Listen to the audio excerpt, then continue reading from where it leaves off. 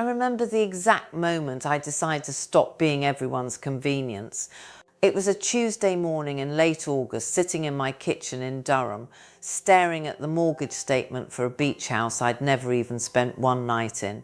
14 years of construction delayed by hurricanes, contractor no-shows, my own husband's death halfway through, and then the pandemic. 14 years of driving 3 hours each way on weekends to check on progress, to pay workers in cash when the bank accounts ran dry, to sweep sawdust and pray the foundation would hold. My daughter Stephanie used to ask why I bothered. "You're 78, Mum," she'd say, scrolling through her phone while I made her dinner. "What do you need a beach house for?" "I need it because I promised myself," I'd think, but I never said it out loud.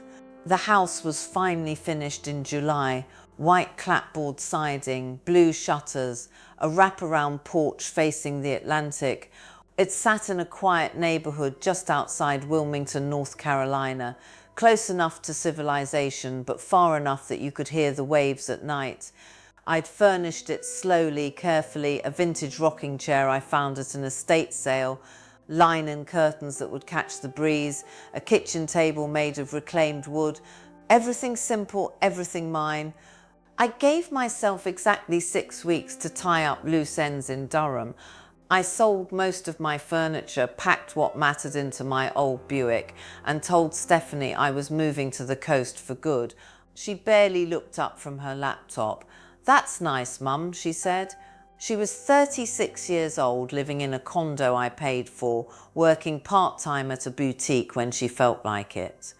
Her father's life insurance had run out 2 years ago, but I'd kept subsidizing her lifestyle because that's what mothers do, isn't it? "I'll need you to start covering your own rent," I told her gently. "The condo lease is in your name. I'll help you through October. But after that..." "Jesus, Mum, seriously?" She finally looked at me, eyes wide with disbelief. "You're really going to do this? Just abandon me?" Abandon, the word sat heavy in the room.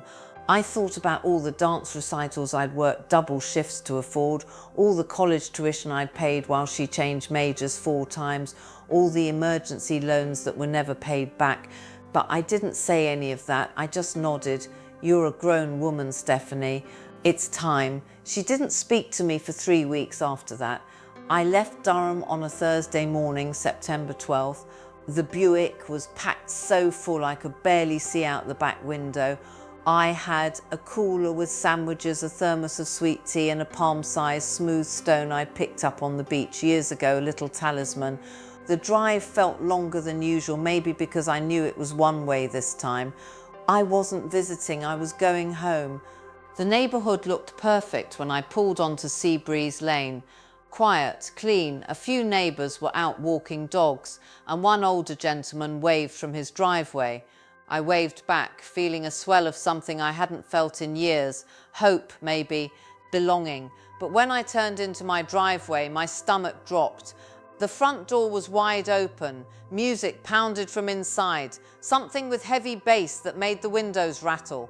There were cars parked haphazardly on my lawn, red Solo cups scattered across the porch, and a girl I didn't recognize stumbling out the side door, laughing hysterically. I sat in the car for a full minute, gripping the steering wheel, trying to understand what I was seeing. Then I got out, my legs shaky, and walked up the porch steps. The smell hit me first. Beer, sweat, something sweet and chemical. Vape smoke, maybe. I stepped through the doorway and into chaos. There must have been 30 people crammed into my small living room. Young people, early 20s maybe, dancing, shouting over the music, spilling drinks on my new hardwood floors. Someone had dragged my rocking chair outside.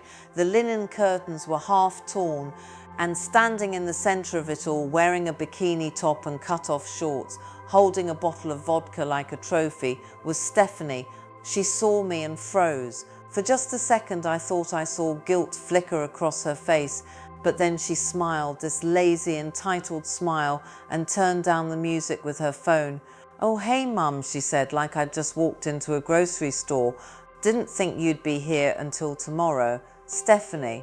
My voice came out steadier than I felt. "What is this?" she shrugged.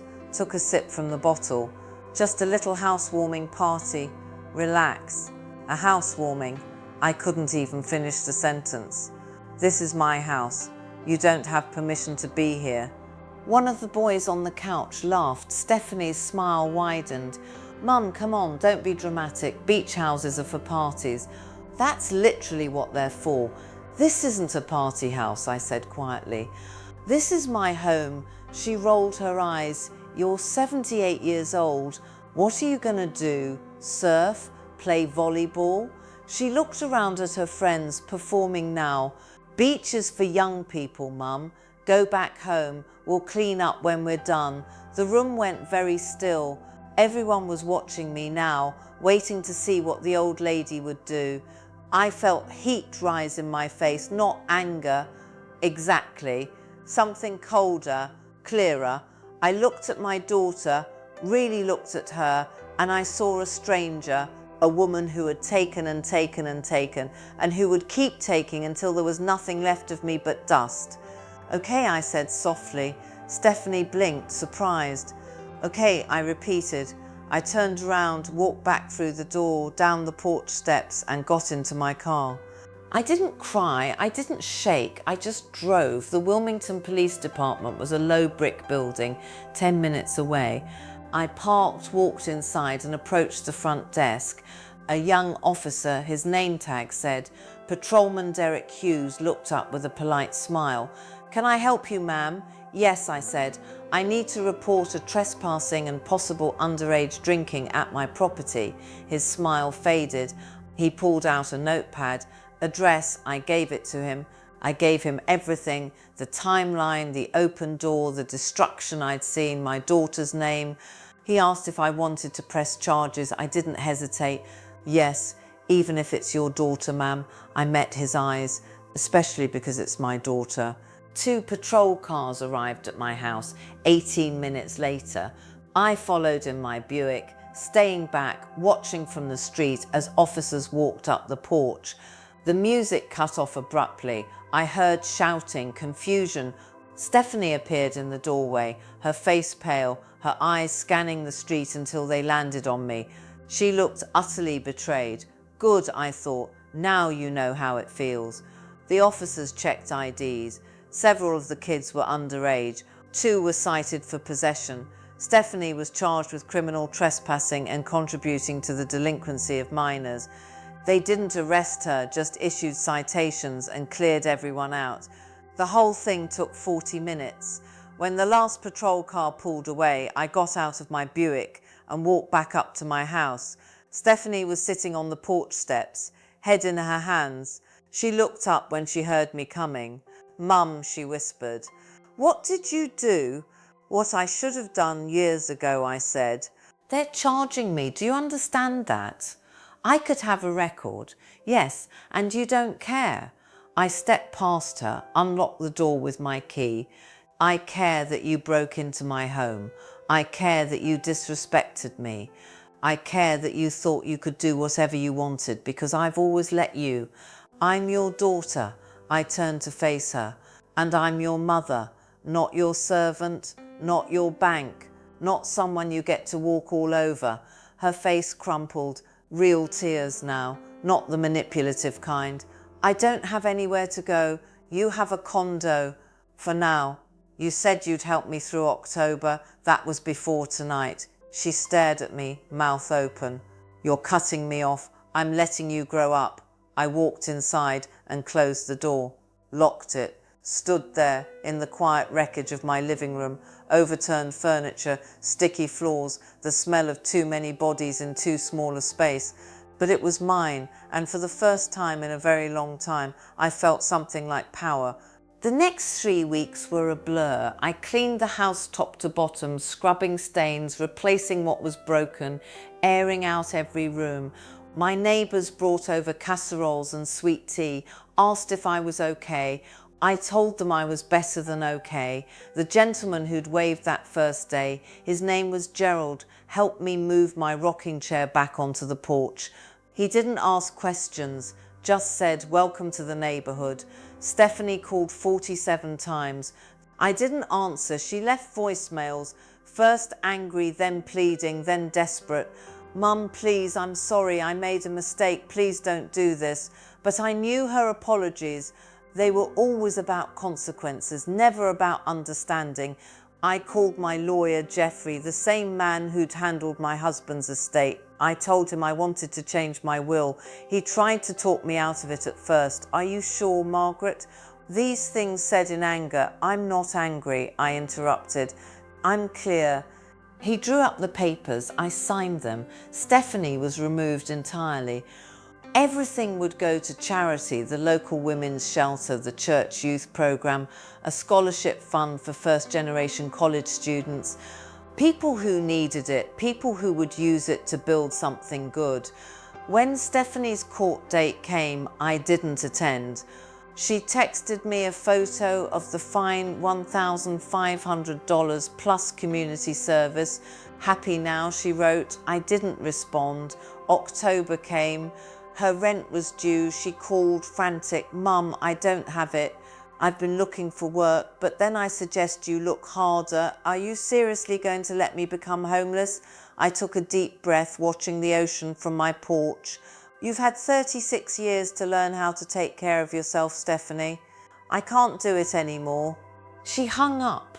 2 days later, her landlord called me, asking if I'd co-sign a new lease. I said no. A week after that, I saw on social media that she'd moved in with a friend, some girl named Crystal she'd known in high school. The posts were bitter, vague complaints about fake family and betrayal. I blocked her. November brought cooler air and quieter beaches. I started taking long walks every morning, collecting shells, watching pelicans dive for fish. Gerald invited me to a neighbourhood potluck and I went, bringing my grandmother's cornbread recipe. People were kind, they didn't pry. One woman around my age named Patricia squeezed my hand and said, "Good for you, honey. You deserve peace." I thought about that word a lot. Peace. It had always felt selfish to want it. But sitting on my porch that night, wrapped in a blanket, listening to the rhythm of the waves, I realised it wasn't selfish at all. It was survival, and I wasn't done surviving yet. December arrived, cold and bright, the kind of coastal winter where the sky turns sharp blue and the wind has teeth. I'd been living in my beach house for nearly 3 months, and I'd fallen into a rhythm that felt almost sacred: morning coffee on the porch, afternoons reading or walking the shore, evenings cooking simple meals and listening to old gospel records. My mother had left me. I hadn't heard from Stephanie in 6 weeks. Part of me wondered if she was okay. The other part, the part that was learning boundaries, knew that wondering wasn't the same as rescuing. Then, 2 days before Christmas, she showed up. I was pulling weeds from the small garden I'd started along the side of the house when I heard a car door slam. I looked up and saw her walking across my lawn, thinner than I remembered, her face drawn and tired. She wasn't wearing makeup, her clothes looked slept in. For a moment, my mother's heart lurched, the instinct to fix, to save, to make it better. But I stayed kneeling in the dirt, trowel in hand, and waited. "Mum," she said, stopping a few feet away. Her voice was different, smaller. "Stephanie, can we talk?" I stood slowly, brushing soil from my knees. "About what?" "About," she gestured vaguely, her eyes filling. "About everything. About how I messed up. About how I'm sorry." I'd heard these words before, so many times, after she wrecked my car at 19, after she stole from my purse at 23, after she promised to pay me back and never did. The script was always the same: tears, apologies, promises, and I'd always given in. "Are you sorry you did it?" I asked quietly. "Or sorry it didn't work out the way you wanted?" She flinched. "That's not fair, isn't it? I've been working, Mum. 2 jobs. I'm a waitress at Denny's and I stock shelves at Target overnight. I haven't asked you for a dime." "Good," I said. "That's what adults do." Her face hardened. "You really hate me now, don't you?" "No," I said, and I meant it. "I don't hate you, I just don't trust you, and I don't owe you anything anymore. I'm your daughter, and I'm your mother, not your ATM, not your backup plan." I took a breath, steadying myself. "You treated me like I didn't matter, Stephanie, like my dreams were a joke. like I was just some old woman in your way. I didn't mean, yes you did. My voice cracked just a little. You meant every word. And when you said them, something in me woke up. I realized I'd spent my whole life making myself smaller so you could feel bigger. And I'm done. She stood there staring at me, tears streaming down her face. Real ones, I thought, maybe. So that's it, you're just cutting me out forever? I don't know, I said honestly. Right now, I'm focused on me, on building a life that brings me joy. If you want to be part of that life someday, you'll have to show me, not tell me that you've changed. But I'm not waiting around for it. She wiped her face with the back of her hand. I can't believe you're being this cold. I'm not being cold, I said. I'm being healthy. She turned and walked back to her car without another word. I watched her drive away and I felt something unexpected, relief. Not triumph, not vindication, just relief. Christmas came and went quietly. Gerald invited me to his family's dinner and I went, bringing a pecan pie. His daughter, around Stephanie's age, was kind and attentive to her father in a way that made my chest ache. But I didn't envy it, I just noticed it. On New Year's Eve, I sat on my porch with a glass of wine and watched fireworks bloom over the ocean in the distance. I thought about the year behind me, the loss, the confrontation, the shedding of old skin. I thought about my husband, gone now 5 years, and how he would have been proud of me. He'd always said I was stronger than I knew. I was starting to believe him. January brought a surprise. I received a letter forwarded from my old Durham address. It was from Stephanie, handwritten on plain notebook paper. Mum, I've been in therapy twice a week. I'm paying for it myself, which means I eat a lot of ramen, but I'm doing it. My therapist says I have issues with entitlement and avoidance. She says I've been using you as a crutch my whole life and that I never learnt to stand on my own because you always caught me. She's right. I don't know if you'll ever forgive me. I don't know if I deserve it. But I wanted you to know I'm trying, really trying. I got promoted to shift supervisor at Denny's. I'm saving money. I'm learning to budget. I moved into a studio apartment. It's tiny and kind of ugly, but it's mine. I pay for it myself. I'm not asking for anything. I just wanted you to know. I hope you're happy at the beach. I hope you're finally living the life you wanted. Love, Stephanie. I read the letter 3 times. Then I folded it carefully and put it in a drawer. I didn't respond. Not yet. Maybe not ever. But I kept it. February was unseasonably warm. I started volunteering at the local library, reading to children on Thursday afternoons. Their faces lit up at the stories, and I remembered when Stephanie was small, curled against me while I read Charlotte's Web aloud. Back when things were simple, back when love felt unconditional and uncomplicated. But love wasn't supposed to be unconditional, I realised. Not the way I practiced it. Real love had boundaries. Real love said, I care about you, but I won't destroy myself to save you. Patricia from the potluck became a close friend. We walked the beach together most mornings, talking about everything, our late husbands, our children, our regrets and small victories. She told me about her son who'd struggled with addiction for years before finally getting clean. Letting him hit bottom was the hardest thing I ever did, she said, but it was also the most loving. I understood that now. In March, Stephanie sent another letter. This one was shorter. Mum, I'm 6 months sober. I didn't tell you before, but I was drinking too much, using it to avoid feeling anything real. I'm in AA now.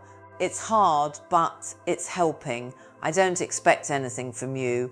I just thought you should know. Sussex, this time I wrote back just a few lines. Stephanie, I'm proud of you for doing this work. Keep going. Mum, I didn't offer money. I didn't offer to visit.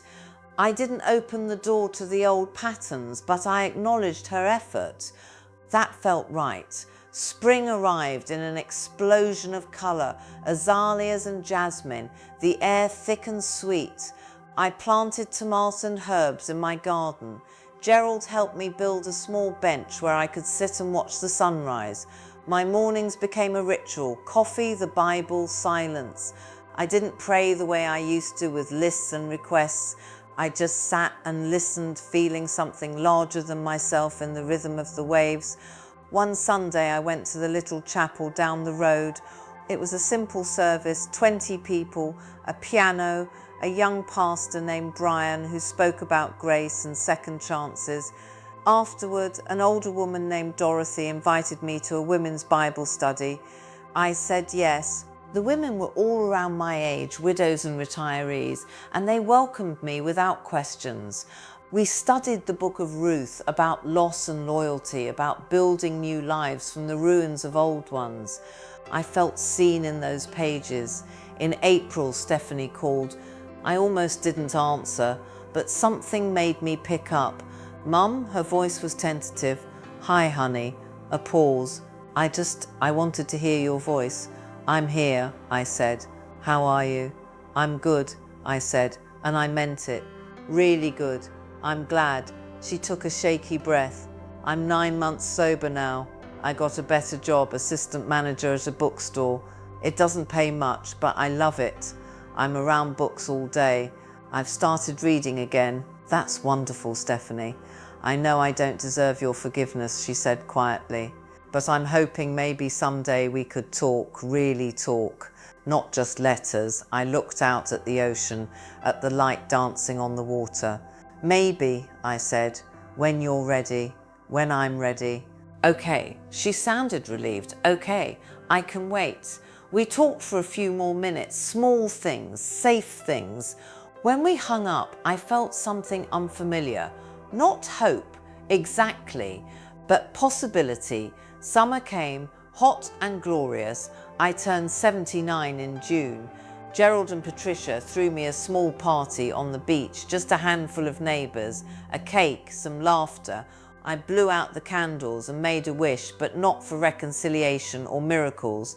I wished for continued strength, for wisdom, for the courage to keep choosing myself. That night, sitting alone on my porch, I thought about the woman I'd been a year ago, scared, exhausted, convinced that love meant erasing myself. And I thought about the woman I was becoming, still flawed, still learning, but whole. The ocean stretched out before me, endless and indifferent and beautiful. It didn't apologize for its power. It didn't shrink to make anyone comfortable. It just was, and so was I. I rocked slowly in my chair, the one I'd fought to reclaim, and I felt something I hadn't felt in decades: contentment. Not because everything was perfect, not because my daughter and I had some fairy tale reunion, but because I'd finally learned that my peace mattered, that my dreams mattered, that I mattered. The waves rolled in steady and sure, and I let them teach me what I should have learnt long ago, that sometimes the most loving thing you can do is let go. Let go of guilt, let go of obligation, let go of the person you thought you had to be. And in that empty space, you might just find yourself. I closed my eyes, breathed in the salt air and smiled. I was home.